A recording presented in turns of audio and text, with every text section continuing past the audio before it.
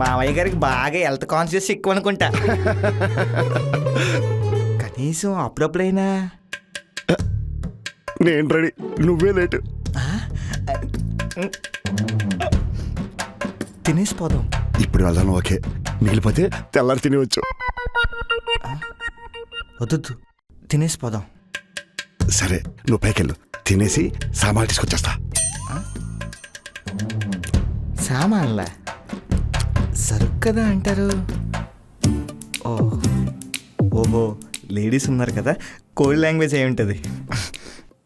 వచ్చేటప్పుడు స్టఫ్ తీసుకురావడం మర్చిపోకండి. స్టఫ్ అంటే తింగర్ నా కొడుకు. దుప్పటిని తగడని స్టఫ్ అనుకుంటున్నాడేమో.